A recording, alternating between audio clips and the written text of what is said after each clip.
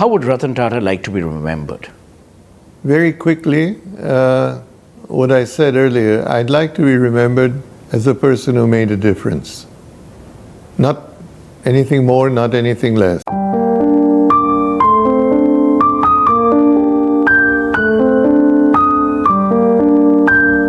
I'm sorry I'm getting emotional, but he was a different kind of man. He would never treat any human being lesser than himself. He would always respect a frailty.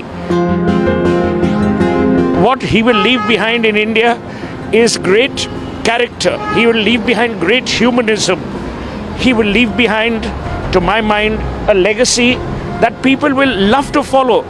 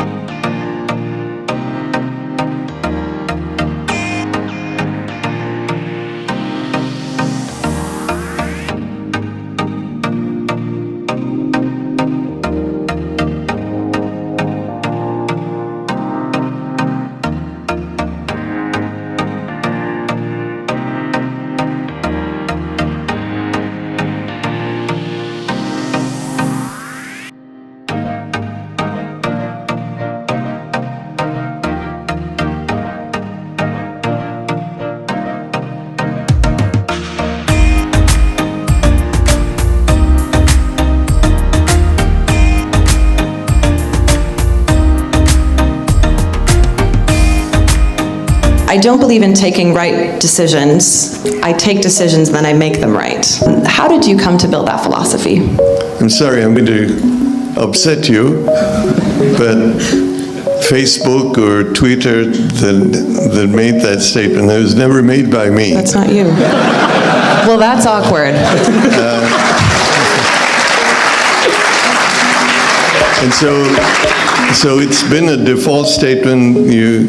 You come to know of it when people read them back to you. Mm-hmm. There's no remedial action that you can take with the social media. You live with it. Some people think it's arrogant for you to have stated that, and you don't have a chance to defend yourself by saying you never did. And some people think it's a great thing to say, and you quietly keep quiet. You stepped into the shoes of finest industrialist, JRD. The first day when you sat in that chair, what were your feelings? The feeling was of great confusion, actually. One was, what should I be? And, you know, again, metaphorically, you always are told that you are having to fit yourself in your predecessor's shoes. And these were mighty big shoes to fit. You know, humorously, I must tell you that confusion wasn't only in my mind, because Jay never left the office. And my greatest concern was, you know, how will I operate with Jay beside me or behind me or whatever. He sat on all the boards that he had sat on, but now no longer is chairman. And very often when he walked into the boardroom, he would sit in the chairman's chair. And then 5 minutes later, he'd say, oh, I shouldn't have been here. And then you'd play musical chairs in the boardroom. In the 2 years that he was there, he was a wonderful mentor. He never interfered. He supported. Who is one of the most ordinary person and a small activity or that has really inspired you lately? Who in your organization or somebody you met on a roadside, it doesn't matter, but a really ordinary act that has really inspired you? I would say what has struck me most recently is not a single person, but a group of people, and that is the staff at the Taj during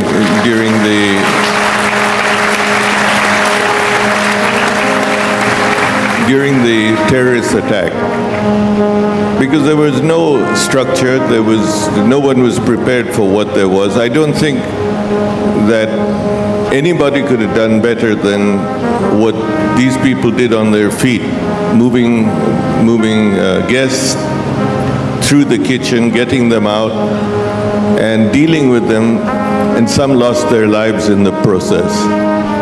These were ordinary people people who had no great degrees behind them, and they provided leadership, courage, and in some cases gave their lives for that. I think the tribute should go to them because they were the ordinary people that